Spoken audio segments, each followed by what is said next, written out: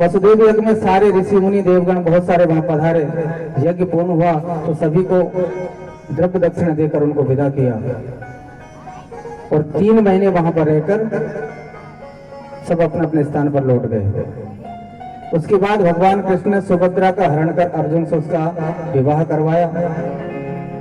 सुभद्रा का विवाह दुर्योधन से हो रहा था, लेकिन सुभद्रा दुर्योधन को पसंद नहीं करती थी, इसलिए भगवान कृष्ण ने उसका हरण कर उसका विवाह अर्जुन से करवाया।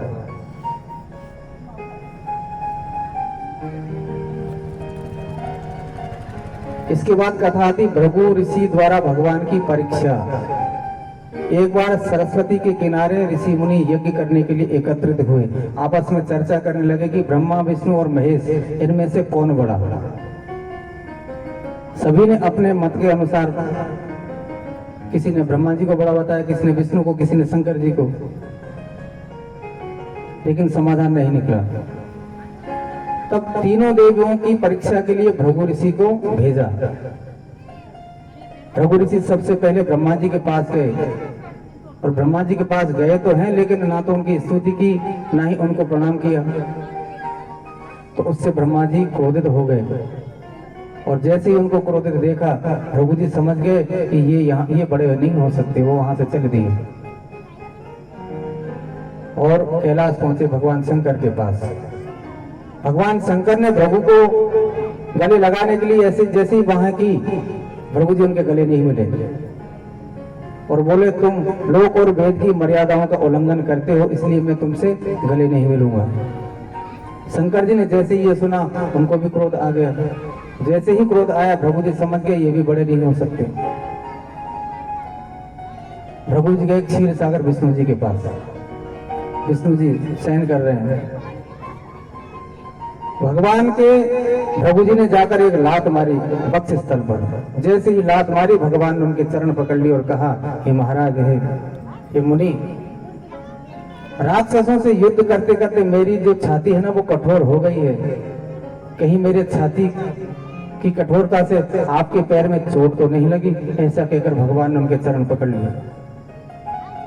जैसे ही चरण पकड़े भृगु जी समझ गए कि ये बड़े हैं। भृगु जी ने भगवान की स्तुति की, प्रणाम किया और वहां से आ गए और सभी ऋषि मुनियों को बताया कि सबसे बड़े देव विष्णु जी हैं। इसलिए तभी से विष्णु भगवान को सभी देवों में सबसे श्रेष्ठ कहा जाने लगा।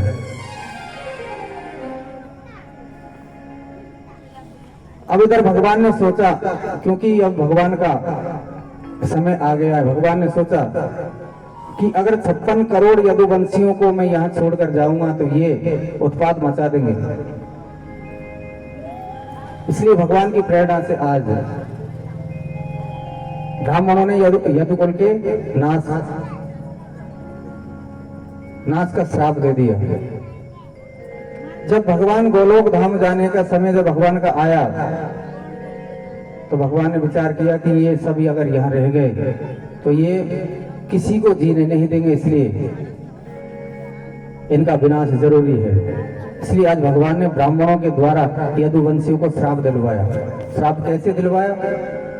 द्वारका के समीप पिंडारक क्षेत्र में विश्वामित्र जी, असित, कणव, दुर्वासा, भृगु, अंगिरा, कश्यप, वामदेव, अत्रि, वशिष्ठ, नारद, ये बड़े बड़े ऋषि मुनि द्वारका के पास आकर निवास करने लगे। एक दिन भगवान की माया के वशीभूत कुछ यदु कुमार जामवती के बेटे सांब को स्त्री का भेष उसका बनाया और ऋषि के पास ले गए। वहां जाकर ऋषियों से पूछा कि महाराज बताइए इसके गर्भ में क्या है। ऋषियों ने ध्यान लगाया और जान लिया कि ये तो कृष्ण के पोते हैं। आज उनको क्रोध आया और श्राप दे दिया। और श्राप में क्या कहा कि इसके पेट में मूसल है, ये मूसल पैदा करेगी और इसी मूसल से तुम्हारे कुल का सर्वनाश होगा। श्राप लग गया।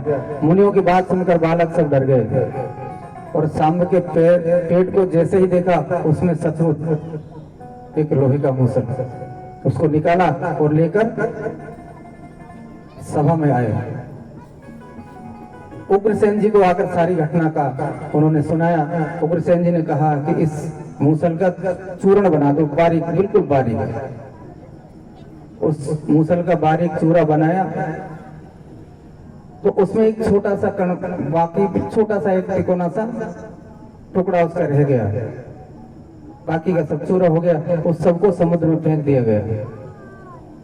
समुद्र में जब वो चूरा फेंका तो समुद्र की लहरों से वो चूरा वह बह के और समुद्र के किनारे आ गया और उससे एक एरक नाम की घास उगी। कभी आप जाके देखना, नदी के किनारे, समुद्र के किनारे एक एरक नाम की घास है, उसको अपन ऐसे हाथ से ही लेंगे तो उंगली कट जाती है उससे, बहुत तीखी। और वो जो लोहे का टुकड़ा तिकोना सा, उसको एक मछली ने निगल लिया और किसी मछुआरे ने उस मछली को पकड़ लिया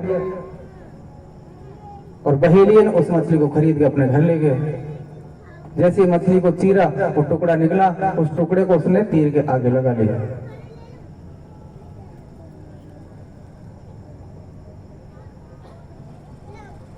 और एक कथा और यदुवंशियों के श्राप की यह है कि महाभारत युद्ध के 18वें दिन जब युद्ध समाप्त हुआ तो भगवान ने अर्जुन को रथ से नीचे उतरने के लिए कहा। अर्जुन जैसे ही रथ से नीचे उतरा, हनुमान जी को भी रथ से नीचे उतरने को कहा। वो हनुमान जी ध्वजा पे बैठे रहते थे। आज जैसे ही रथ से हनुमान जी उतरे, रथ में एक बहुत बड़ा धमाका हुआ और धमाके के साथ रथ फट गया। अर्जुन घबरा गया। भगवान ने बताया, हे अर्जुन सुन, इस रथ में पिता में भीष्म, गुरु, द्रोण, कर्ण, अश्वत्थामा के घातक अस्त्र लगे हुए हैं, जिसके कारण इतना बड़ा विस्फोट इसका हुआ है। अब तक ये इसलिए सुरक्षित है क्योंकि इसके ऊपर मेरी कृपा और हनुमान की शक्ति थी, इसलिए तुम्हारा ये रथ अभी तक सुरक्षित था। आज अर्जुन ने भगवान को प्रणाम किया, हनुमान जी ने भी कृष्ण को प्रणाम किया और भक्ति का आशीर्वाद लेकर हनुमान जी वहां से चले गए। अब भगवान कृष्ण अर्जुन को लेकर गांधारी के पास गए। दोनों ने गांधारी को प्रणाम किया। गांधारी ने भगवान कृष्ण से कहा, वासुदेव अगर तुम चाहते तो ये युद्ध रुक सकता था, अगर तुम चाहते तो ये युद्ध होता ही नहीं, ये रुक जाता। आज तुम्हारी वजह से जिस प्रकार मैंने मेरे 100 पुत्रों को आपस में लड़ते हुए देखा है और जिस प्रकार मेरे 100 पुत्रों का नाश हुआ है, उसी प्रकार तुम्हारे यदुवंशी भी आपस में लड़कर एक दूसरे का नाश कर लेंगे। बस यही गांधारी का श्राप लेकर भगवान द्वारका को आ गए। अब द्वारका आ रहे हैं, रास्ते में भगवान ने अर्जुन से कहा, है अर्जुन तुम्हें पता है ये द्वापर जाने वाला है और अब कलयुग आने वाला है। क्या तुम्हें पता है ए अर्जुन ये द्वापर जाने वाला है। भजन ज्यादा हो जाए। बोले श्री कृष्णचंद्र भगवान की। भगवान ने कहा, अर्जुन भजन ज्यादा हो जाएगा, समय इतना है नहीं। भगवान ने कहा, अर्जुन तुम्हें पता है ये द्वापर अब जाने वाला है और मेरा भी स्वधाम जाने का समय आ गया है। आज दोनों ही द्वारिका आ गए। अब इधर जैसे ही भगवान के जाने का समय आया, ब्रह्मा जी अपने साथ सभी देवी देवताओं को लेकर, सनकादिक, देवराज इंद्र, भगवान शंकर, सभी देवता भगवान के पास आए, भगवान की स्तुति की और ब्रह्मा जी ने कहा, हे प्रभु भूमि का भार उतारने की आपसे जो प्रार्थना की थी वो काम आपने पूरा कर दिया है। भूमि का समस्त भार उतार कर आपने धर्म की स्थापना कर दी। अब हे पुरुषोत्तम आपको यदुवंश में अवतार लिए 125 वर्ष से ज्यादा हो गए। भगवान कितने वर्ष रहे? 127 साल।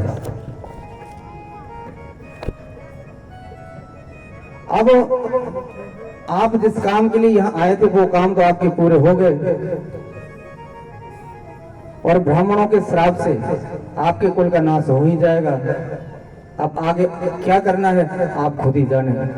आपने जैसा कहा कि मुझे याद दिलाने के लिए आ जाना, तो मैं सभी देवताओं को लेकर आपको ये याद दिलाने आया हूं। भगवान, आपका समय पूरा हो गया,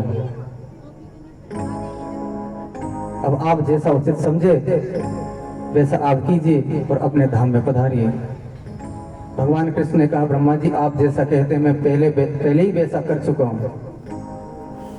मैंने आप लोगों के सारे काम करके इस पृथ्वी का सारा भार उतार दिया, परंतु अभी एक काम और बाकी है।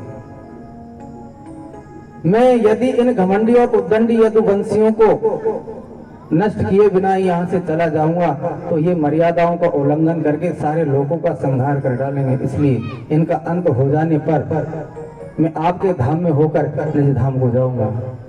अब तुम अपने धाम को चले जाओ। भगवान की बात सुनकर सारे देवता आज अपने अपने धाम को चले गए।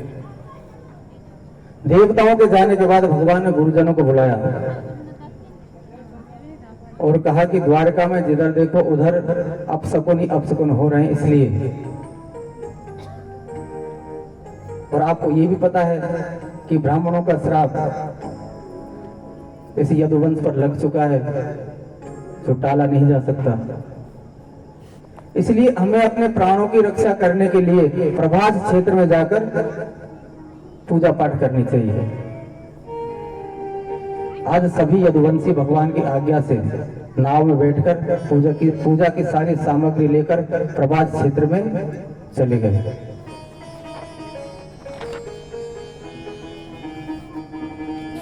वहां जाकर वो पूजा पाठ करने लगे। अब इधर यदुवंशियों की तैयारी देख भगवान की आज्ञा से उद्धव जी भगवान के पास आए और हाथ जोड़कर प्रार्थना करने लगे, हे योगेश्वर, आप सर्वशक्तिमान परमेश्वर है। यदि आप चाहते तो ब्राह्मणों के श्राप को भी आप मिटा सकते थे, परंतु आपने ऐसा नहीं किया। इसलिए मैं समझ गया कि आप यदुवंश का संहार करके अपनी माया को समेटकर इस लोक का परित्याग कर देंगे। भगवान ने कहा, उद्धव तुमने जो कहा मैं वही करना चाहता हूँ। देवताओं की प्रार्थना से मैं बलराम जी सहित अवतीर्ण हुआ था और हमने देवताओं का जितना भी काम करना था वो हमने पूरा कर दिया। अब यह यदुवंश ब्राह्मणों के श्राप से आपस में लड़कर नष्ट हो जाएगा और आज से 7 दिन के बाद ये समुद्र पूरी द्वारका को डुबो देगा। हे उद्धव, जिस क्षण में इस मृत्यु लोक का परित्याग कर दूंगा उसी क्षण सारे मंगल नष्ट हो जाएंगे। इस पृथ्वी पर कलयुग का बोलबाला हो जाएगा। इसलिए उद्धव, मेरे जाने के बाद तुम यहां मत रहना।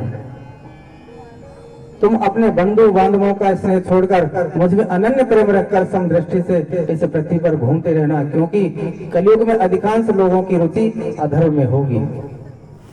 आज भगवान ने उद्धव जी को तत्व ज्ञान का उपदेश दिया, लौकिक तथा पारलौकिक लोगों का भोगों का निरूपण किया, सत्संग महिमा, कर्म तथा कर्म त्याग की विधि बताई। आज भगवान के उपदेश और तत्व ज्ञान को सुनकर उद्धव जी ने कहा, हे महायोगेश्वर, मेरा आपको नमस्कार है। अब आप मुझे ऐसी आज्ञा दीजिए जिससे आपके चरण कमलों में मेरी अनन्य भक्ति हमेशा बनी रहे। भगवान ने कहा, उद्धव तुम बद्रिकाश्रम चले जाओ, वहां मेरा ही एक आश्रम है। वहां अलकनंदा के दर्शन और स्नान करने से तुम्हारे सारे पाप नष्ट हो जाएंगे और मैंने जो शिक्षा तुम्हें दी है उनका एकांत में जाकर अनुभव करते रहना और अपनी मन, वाणी और चित्त को मुझ में ही लगाए रखना। एक दिन सारी गतियों को पार करके तुम मेरे स्वरूप में ही आ मिलोगे। अब तुम यहाँ से जाओ। आज भगवान की बात सुनकर उद्धव जी वहां से चले गए। अब इधर सुखदेव जी स्वामी बोले, परीक्षित, सभी यदुवंशी भगवान की आज्ञा से नौकाओं में बैठकर समुद्र के पार प्रभास क्षेत्र में आगे स्नान किया, दान पुण्य किया, बड़ी श्रद्धा से भक्ति से शांति पाठ किया और सारे काम करने के बाद भगवान ने उनकी बुद्धि को हरण कर लिया। और क्या किया, सभी ने आप मदिरा पान करना शुरू कर दिया। अब जैसे ही मदिरा का नशा हुआ सब आपस में लड़ने लगे। पहले अस्त्र शस्त्रों से लड़े जो उनके पास थे। जब वो टूट गए तो वो जो लोहे के चूरे की जो घास उगी थी एरट, उसको उखाड़ा और उसी से एक दूसरे को काट काट मार काट कर पूरे यदुवंशी आपस में उसी घास से लड़ कर खत्म हो गए, अपने आप को खत्म कर लिया। जैसे बांस के वन में बांस की रगड़ से आग लग जाती है और बांस का वन अपनी ही आग से अपने खुद को जला लेता है, उसी प्रकार आज यदुवंशियों ने आपस में लड़कर अपने कुल का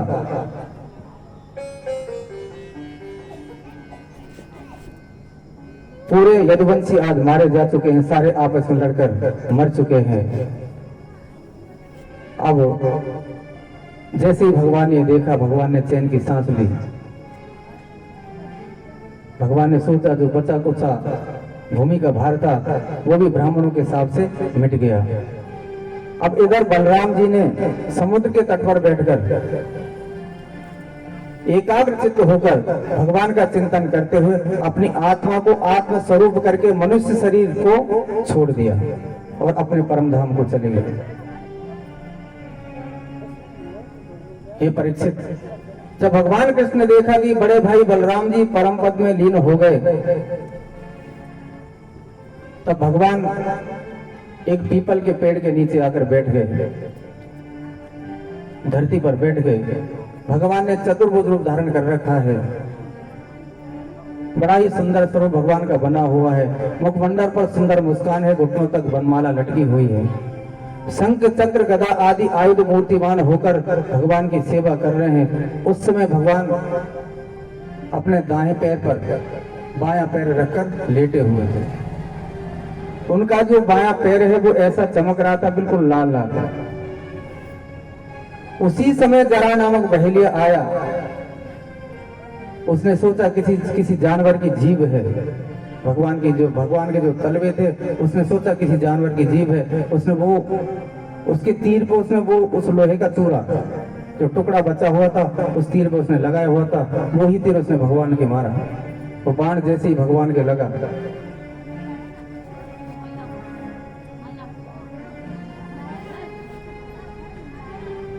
जैसे ही बाण भगवान के लगा, वो दौड़ता वहां आया और आकर देखा तो भगवान कृष्ण। बहेलिया डर के मारे कांपने लगा, भगवान के चरणों में गिर पड़ा और क्षमा मांगी। हे मधुसूदन, मुझसे अनजाने में यह पाप हुआ है। मैंने सोचा कोई हिरण बैठा है, उस धोखे में मैंने आपको बाण मार दिया। आप कृपा करके मेरा सारा अपराध क्षमा करें। ये बहेलिया कौन था?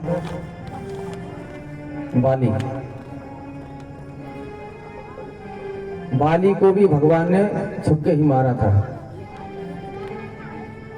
भगवान सबकी इच्छा पूरी जरूर करते हैं। अब इधर भगवान ने कहा, हे जरा तुम डरो मत, उठो, और तुमने ये जो भी किया है सब मेरी ही कृपा से किया है। अब तू जा और स्वर्ग में जाकर निवास कर।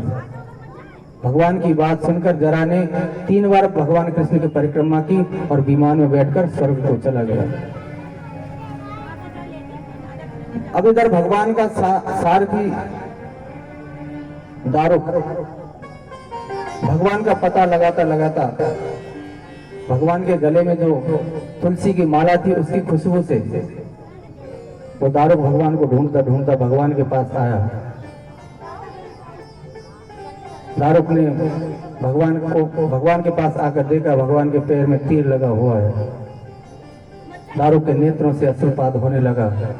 वह रथ से कूदकर भगवान के चरणों में गिर पड़ा और बोला, हे प्रभु, मेरी दृष्टि नष्ट हो गई है।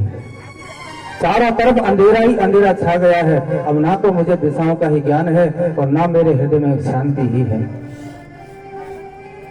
हे परीक्षित, अभी दारुक इस प्रकार कह ही रहा था कि उसके सामने ही भगवान का गरुड़ ध्वज रथ पताका और घोड़ों के साथ आकाश में उड़ने लगा। भगवान अपने निज धाम को जा रहे हैं।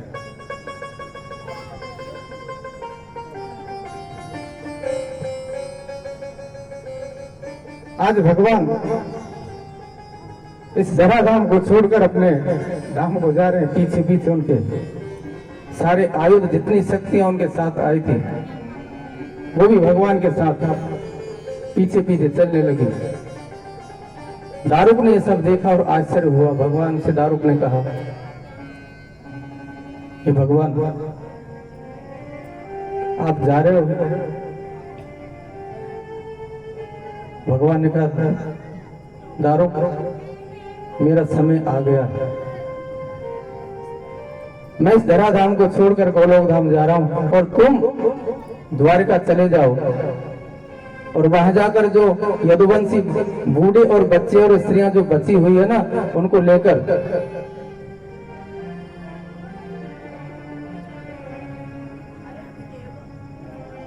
अर्जुन के साथ उनको हस्तिनापुर भेज देना और बलराम जी की परम गति और मेरे स्वधाम गमन की बात जाकर द्वारका में सबसे कहो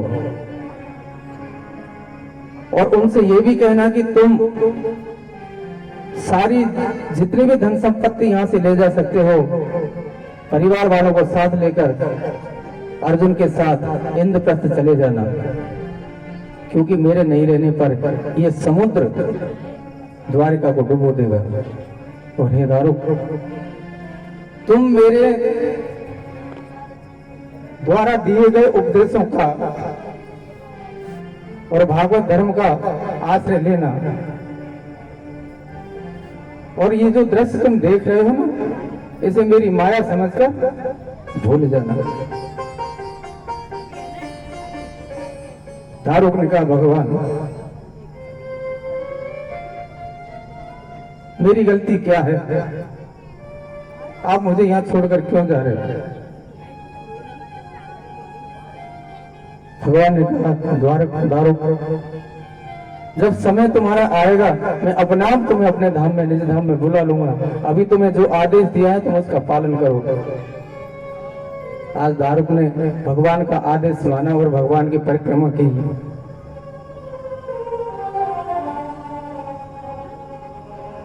आज दारुक ने भगवान का चरण अपने सिर पर रखा, परिक्रमा की और द्वारका आ गए।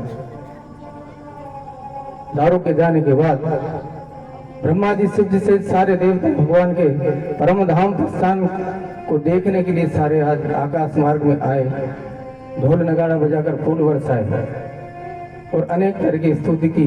भगवान आज से शरीर इस धराधाम को छोड़कर गोलोक धाम को चले गए।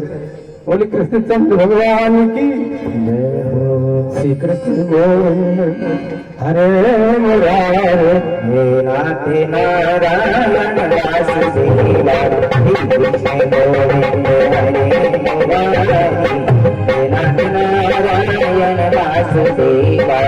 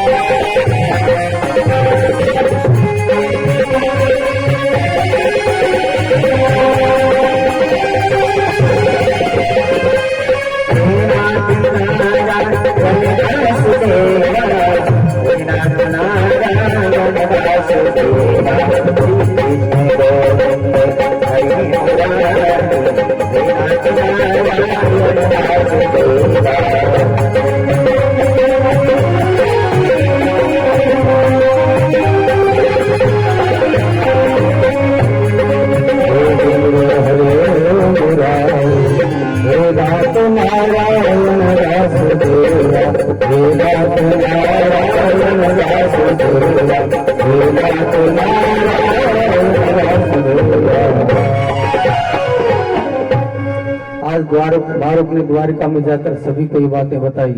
सभी को बड़ा दुख हुआ और सभी स्त्रियों ने अपने अपने पति को पहचान कर उनके सबके साथ बैठकर सती हो गई। बलराम जी की पत्नियां, भगवान की पुत्र बहुएं अपने अपने पति की लाशों के साथ अग्नि में प्रवेश कर गई। भगवान की, श्री कृष्ण की रुक्मणी आदि 8 पटरानी भगवान के ध्यान में मग्न होकर अग्नि में प्रविष्ट हो गई। इधर अर्जुन अपने प्रियतम सखा भगवान के विरह में अत्यंत व्याकुल हो गए। फिर गीता के उपदेश को याद करके अपने आप को संभाला और मरे हुए यदुवंशियों का श्राद्ध और पिंडदान किया और जो कुछ बचे हुए यदुवंशी थे उनको लेकर वो हस्तिनापुर की तरफ चल दिया। अब जैसे ही वो इंद्रप्रस्थ की तरफ जा रहा था, रास्ते में भील मिले और भीलों ने उसको लूट लिया। उसका गांडीव उनकी रक्षा नहीं कर सका। क्यों? भगवान के जाने के बाद उसका गांडीव धनुष भी बेअसर हो गया। आज महान धनुर्धर जिसने कौरवों की एक बहुत विशाल सेना को परास्त किया, इतना बड़ा अभिमान रखने वाला योद्धा वनवासी भीलों से उन स्त्रियों की रक्षा भी नहीं कर सका। ये भगवान के होने का प्रभाव था जो उसने युद्ध जीता। ये परीक्षित भीलों के लुटने के बाद जो कुछ स्त्री पुरुष बचे, उनको लेकर अर्जुन इंद्रप्रस्थ आए और युधिष्ठिर को आकर सारी बातें बताई।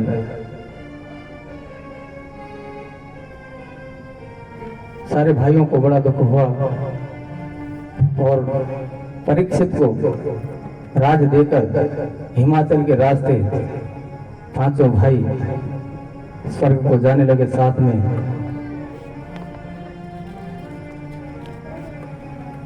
द्रौपदी और एक कुत्ता भी साथ उनके गया। पांचों भाई सशरीर स्वर्ग जाना चाहते थे, इसलिए पांचों भाई और द्रौपदी साधुओं के वस्त्र धारण करके निकल पड़े। उनके साथ एक कुत्ता भी चलने लगा। ये कुत्ता साक्षात धर्मराज का अवतार था। चलते चलते सबसे पहले द्रौपदी का पतन हुआ। द्रौपदी गिर पड़ी, शरीर गिर गया, प्राण तो चल रहे हैं साथ में। उसके बाद सहदेव गिर पड़े, फिर नकुल गिर गए, फिर अर्जुन गिर गए, फिर भीम गिर गए। केवल युधिष्ठिर सशरीर स्वर्ग में गए। युधिष्ठिर को भी स्वर्ग में जाने से पहले नरक के दर्शन करने पड़े। अस्वस्थता में मारा गया। बस एक इतनी सी झूठ तो नहीं था, लेकिन वो सच भी नहीं था, इसलिए नरक के दर्शन युधिष्ठिर को भी करने पड़े। आज सभी भाई, युधिष्ठिर तो अपने सशरीर और जो 4 भाई थे उनका शरीर तो खत्म हो चुका, उनकी आत्मा और साथ में द्रौपदी की आत्मा और वो कुत्ता सभी विमानों में बैठे और स्वर्ग की ओर चले गए। बोले श्रीमद् भागवत महापुराण की जय। जय श्री राधे, जय जय श्री राधे। इसके बाद वर्णन आता प्रलय का। वर्णन तो और भी बहुत सारे हैं, समय नहीं है। कलयुग के जो राजवंश है उनका वर्णन बहुत लंबा है, आधे घंटे का समय में लगता है। उसके बाद कलयुग के धर्म, कलयुग के क्या क्या धर्म है। इसके बाद आती प्रलय। प्रलय कब होता है? चतुर्युग सहस्रम च ब्रह्मणो विमोचते सकल्पो यत्र मंगलस्य विशांसते। ये परीक्षित, अब मैं तुम्हें प्रलय के बारे में बताता हूं। 1000 चतुर्युगी बीत जाने पर ब्रह्मा जी का एक दिन होता है, इसे एक कल्प भी कहते हैं।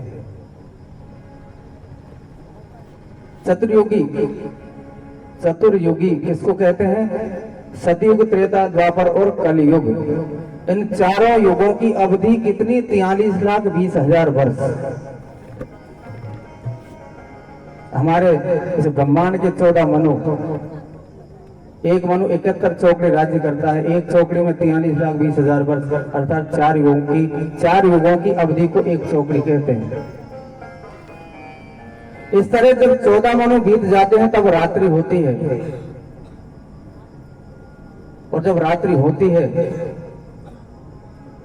यही रात्रि प्रलय काल कहलाती है। ब्रह्मा जी शयन के लिए जब जाते हैं तो प्रलय होती है इसी, और ये प्रलय भी 4 प्रकार की होती है। सबसे पहले नित्य प्रलय। नित्य प्रलय शरीर के, अपना जो शरीर है इसकी जो परिवर्तन जो शरीर का होता है उसको कहते हैं नित्य प्रलय।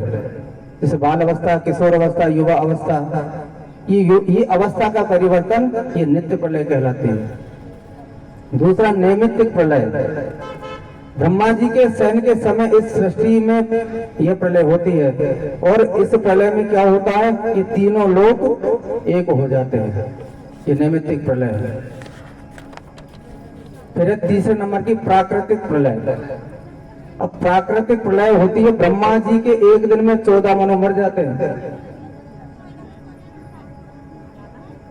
और जब ब्रह्मा जी सोते हैं तो इतने ही समय की रात्रि होती है और जब जागते हैं तो सृष्टि की उत्पत्ति फिर से करते हैं। इस तरह से ब्रह्मा के जब 100 वर्ष,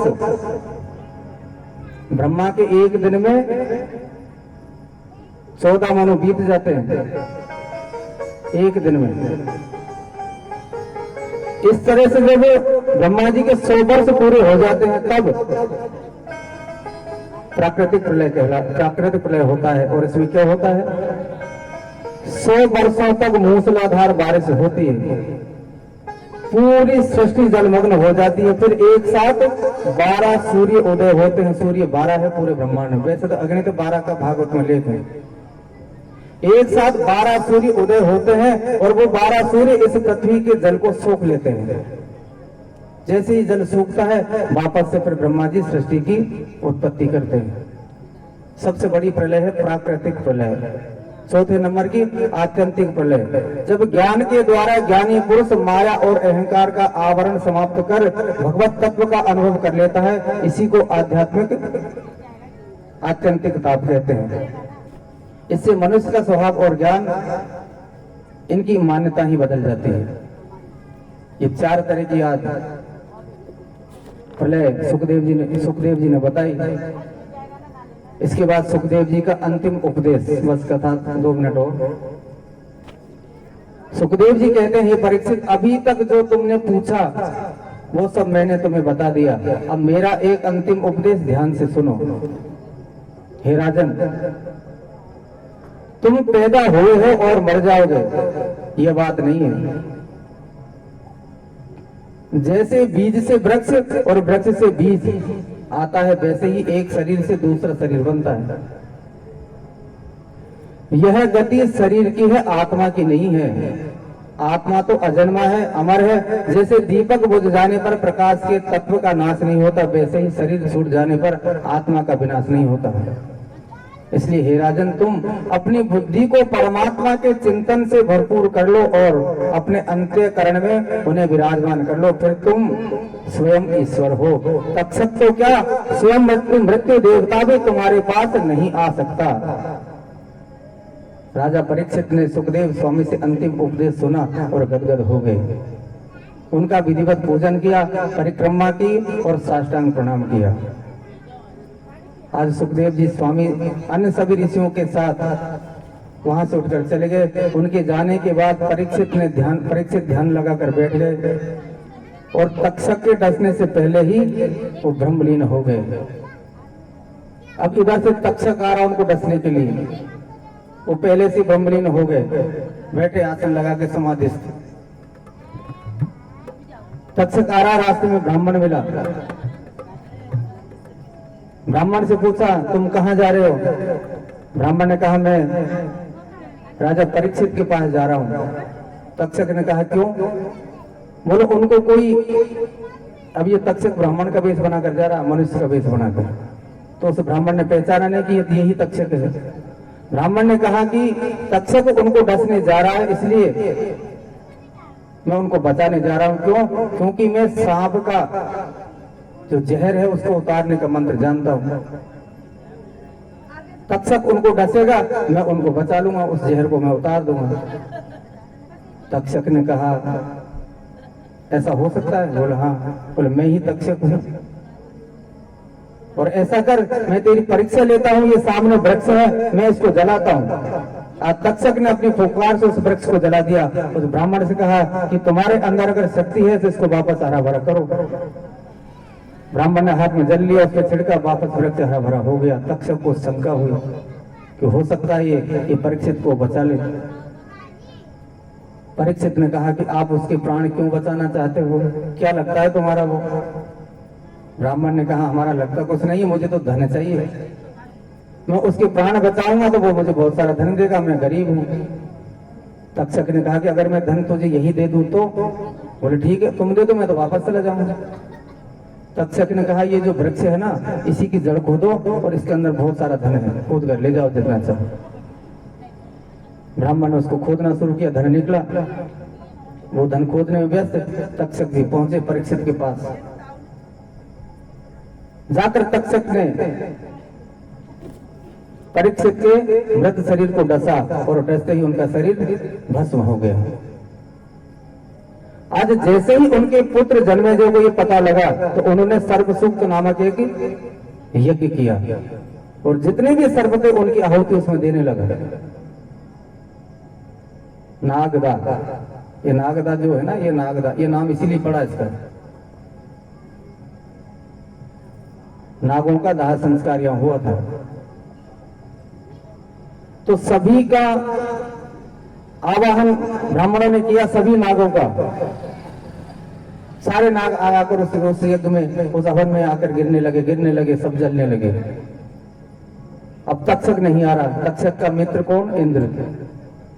तक्षक ने क्या किया? इंद्र के सिंहासन पर जाकर लिपट गया। ब्राह्मणों से जन्मेजय ने पूछा तो तक्षक क्यों नहीं आ रहा? ब्राह्मणों ने ध्यान लगाकर देखा और कहा कि वो तो इंद्र के सिंहासन से लिपट गया। जन्मेजय ने कहा कि इंद्र के सिंहासन सहित आहुति दो। आज जैसे ब्राह्मणों ने इंद्र के सिंहासन की आहुति दी, वो तक्षक इंद्र के सिंहासन के साथ ही यज्ञ के मंडप के ऊपर आ गया। जैसे यज्ञ मंडप के ऊपर आया, गुरुदेव आ गए।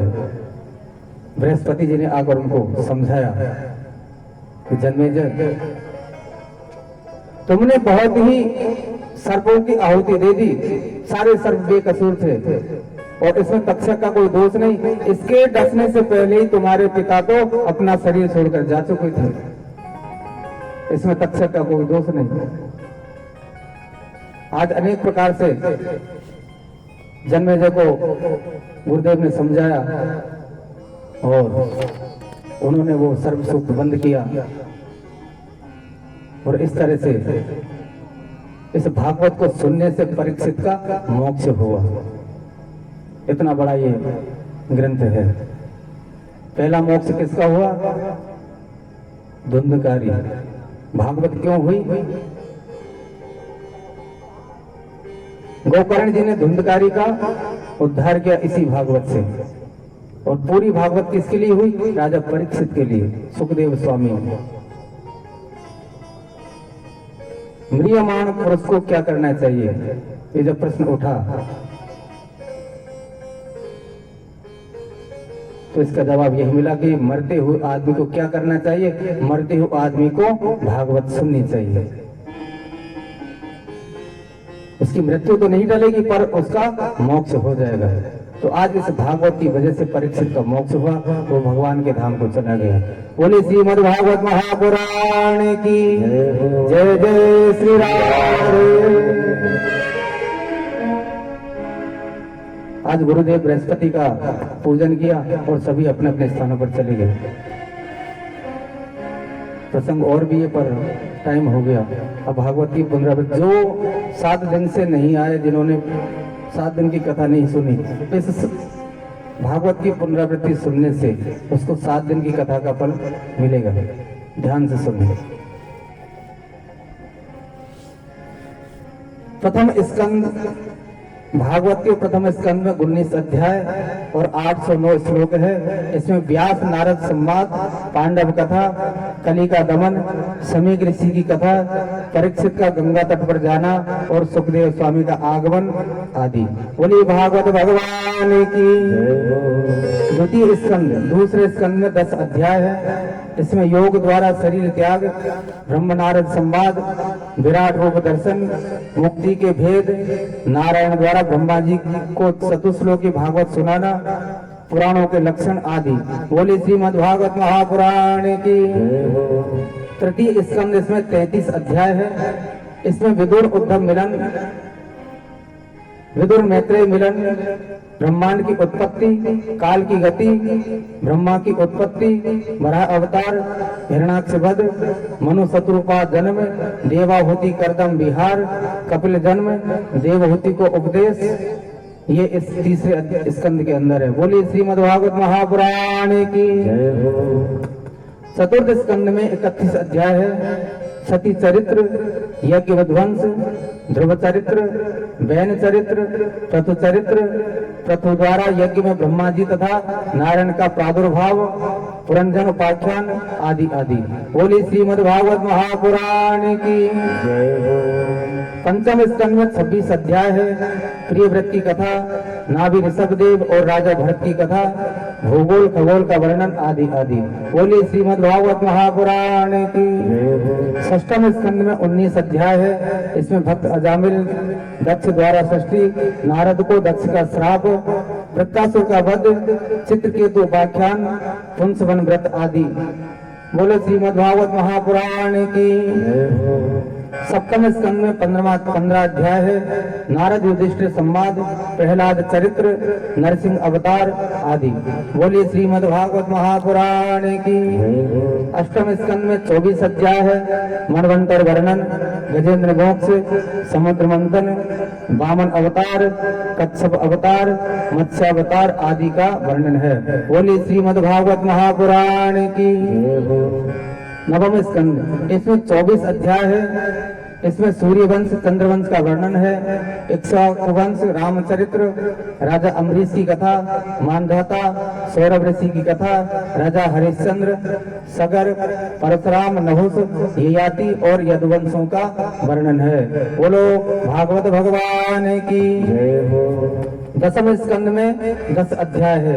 कृष्ण जन्म, पूतना वध, सप्तासुर वध, तृणावर्त वध, दावन अल्पान, काली मर्दन, वेणुगीत, गोवर्धन लीला, मथुरा गमन, रजक वध, दर्जी और माली पर कृपा, धनुष भंग, कुबड़िया पीड़ वध, चाणूर मुष्टिक वध, कंस वध, कालवन वध, संबकासुर वध, भौमासुर, बाणासुर वध, नगेंद्र राजा की कथा, बलराम जी का ब्रजधाम गमन, शिशुपाल वध, अग्र पूजा और सुदामा चरित्र आदि। बोली श्रीमद् भागवत महापुराण की। एकादश स्कंद में 31 अध्याय है। यदुकुल श्राप, निमि सिद्धेश्वर आख्यान, नारद का द्वारका में आना, वसुदेव वार्ता, भागवत धर्म, कृष्ण उद्धव संवाद, माया का स्वरूप, दत्तात्रेय उपाख्यान, सत्संग महिमा, कर्मयोग, भक्ति योग, यदुकुल का संहार, उद्धव का बद्रिकाश्रम जाना, भगवान का निज धाम गमन। बोली श्रीमद् भागवत महापुराण की। अब आता द्वादश स्कंद, इसमें 13 अध्याय है। कली के राजाओं का वर्णन, युग धर्म नाम संकीर्तन, प्रलय का वर्णन, श्री सुखदेव जी का प्रस्थान, परीक्षित मोक्ष, पुराणों की संख्या, महापुराण के लक्षण और श्रीमद् भागवत की संक्षिप्त सूची। बोले श्रीमद् भागवत महापुराण की। जय जय श्री राधे। कथा के वाचन में मन से, वचन से और कर्म से त्रुटि होना, गलती होना संभव है। इसलिए संतों ने इस ज्ञान यज्ञ के समापन पर एक मंत्र दिया हुआ है, जिसका 3 बार उच्चारण मैं भी करूंगा और आप भी करेंगे। अपने दोनों हाथ खड़े करें, पहले मैं बोलूंगा फिर आप बोलना। ओम हरे नमः, हरे नमः, ओम हरे नमः, ओम हरे नमः, ओम हरे नमः, ओम हरे नमः। बोली श्रीमद् भागवत महापुराण की। जय जय श्री राधे श्याम। मैं आप सभी का भी बहुत बड़ा आभारी हूँ। आपने अपनी रात्रि खराब की, यहाँ सुनने आए। उम्मीद नहीं थी आप लोग इतने आएंगे। और हमारे भाई साहब तो कहना ही क्या, मुझे नंद बाबा में नजर आते हैं, बड़े भाई तो है ही। इनको देखकर आत्मा प्रसन्न हो जाती है। आप तो कह रहे यहाँ रहते हो, इतनी दूर से आते हैं। आप सभी की मुझ पर बड़ी कृपा हुई और आपने 7 दिन तक मुझे सुना। कथा में जो भी मुझसे गलती हुई उसे आप लोग क्षमा करें, और किसी के लिए कुछ कहा हो तो उसके लिए भी मैं क्षमा चाहता हूँ। वैसे यहाँ से क्षमा मांगी नहीं जाती, पर क्योंकि भागवत की पूर्णाहुति हो चुकी है इसलिए अब कहने में कोई आपत्ति नहीं। किसी को कोई बात मेरी बुरी लगी हो उसको अपने दिल पर नहीं लें। और अब ये 2 साल मैंने यहाँ कथा सुनाने की कोशिश की, अब अगली बार मेरा यहाँ का कोई विचार नहीं। अगर कोई आया तो देखेंगे, मेरी तरफ से 2 कथा हो गई, अगली कथा मेरी कहाँ होगी मैं सभी को सूचना दे दूंगा और जल्द ही आपको सूचना मिलने वाली है। बोले श्रीमद् भागवत महापुराण की जय जय श्री राधे। हमारो धन राधा श्री राधा श्री राधा। सभी अपने स्थान पर खड़े हो जाएं, नाचते हो गाते हुए भागवत को विदा देना है। आरती के बाद सभी को प्रसाद यहीं से मिलेगा, और जो भी भागवत की विदाई करना चाहे वो आकर या तो पहले कर लें या आरती के बाद आकर कर लें, जैसा आप कहें। पहले कर लें, भजन गा लेंगे। चलो जब तक भजन हो रहा, आप जिसको भी आना है आकर व्यास जी की विदाई कर लें, भागवत की पूजा कर लें। जिसने भी कथा का श्रवण किया है 7 दिन तक, और जो भी कथा में आए हैं, तो कथा का फल तभी मिलता है जब हम अंत में भागवत जी की और व्यास जी की पूजा करें। तो यथाशक्ति जो भी दान दक्षिणा आप चढ़ाएं न चढ़ाएं वो आपका सहयोग है, मन है, लेकिन व्यास जी का पूजन सभी आकर के एक एक करके सभी व्यास जी की पूजा करें। उसके बाद आरती होगी, भागवत भगवान की पूजा सभी करें। शीघ्रता से सभी एक एक करके आए। और अब कथा का विराम हो रहा है, तो जो भी अपनी ओर से जिस भी प्रकार का सहयोग करना चाहते हो, मनसा वाचा कर्मणा, जो भी जिस भी प्रकार का सहयोग करना चाहते हो, रसीद इत्यादि जिसने नहीं कटाई हो वह अपनी रसीद कटा सकते हैं। यह कथा आप सभी की कथा है, माता जगदम्बा की कथा है। तो जिसने भी सहयोग किया, ठाकुर जी की कृपा सदैव, मैया की कृपा सदैव उन पर बनी रहे। और जो भी भक्त अभी तक सहयोग नहीं कर पाए हैं, अपनी श्रद्धा अनुसार आकर के अपना सहयोग कर सकते हैं। जय श्री राधे। बोलिए भागवत भगवान की जय। हरि की कथा सुनाने वाले, प्रभु की कथा सुनाने वाले, तुमको लाखों प्रणाम, तुमको लाखों प्रणाम, तुमको लाखों प्रणाम, तुमको लाखों प्रणाम।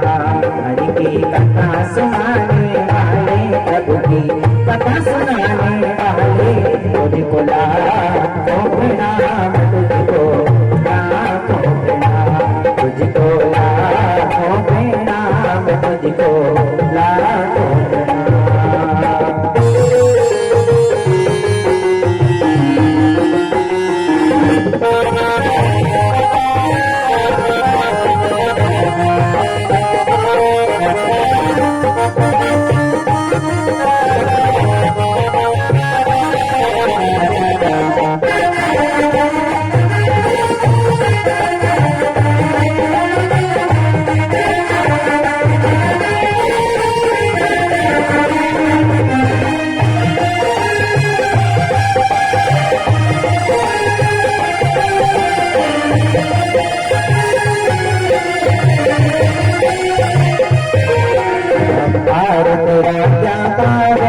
बस शीश झुकाई जावे, अनभार तेरा क्या पावे, बस शीश झुकाई जावे।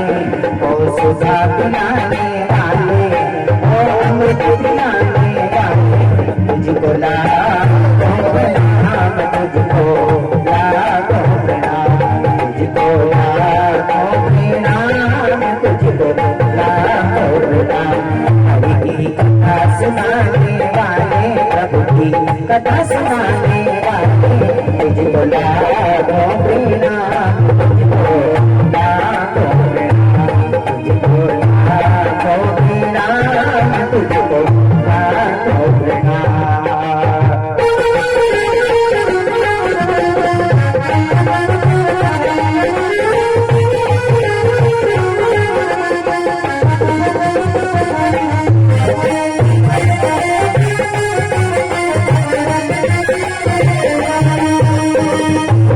जी की पूजा के बाद में सभी व्यास जी की पूजा करें, उसके बाद में ब्राह्मणों का भी जो भी पूजन करना चाहे वो ब्राह्मणों का भी पूजन करें। हम पंडित और अज्ञानी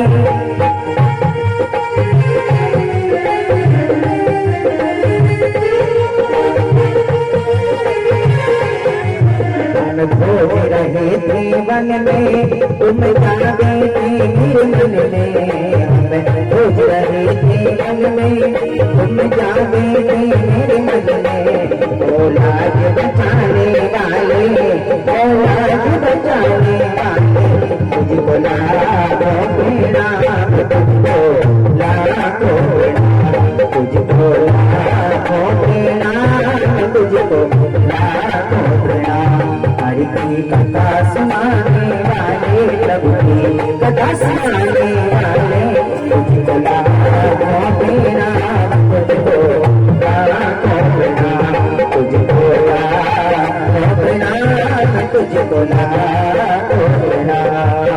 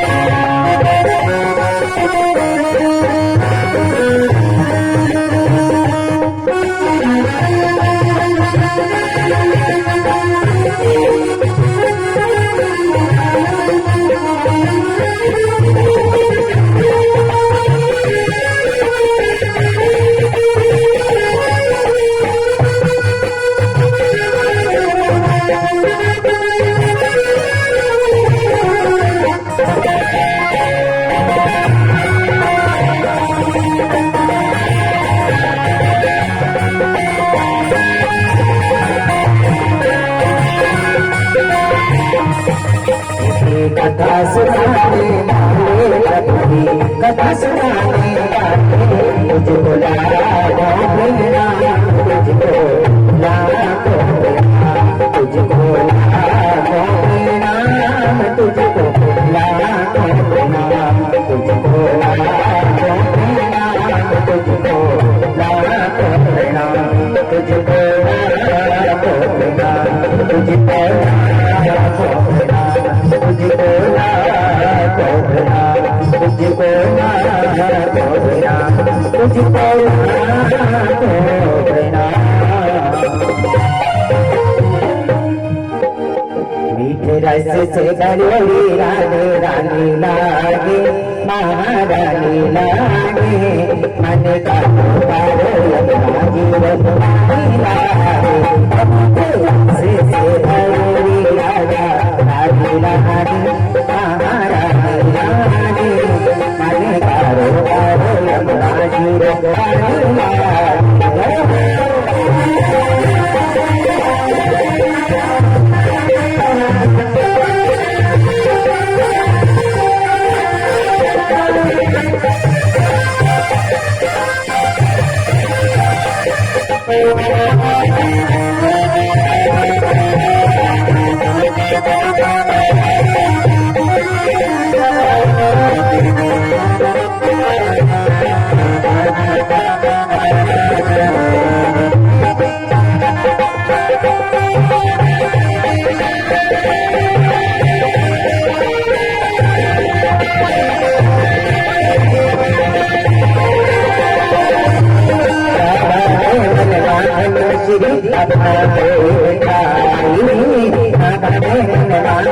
श्री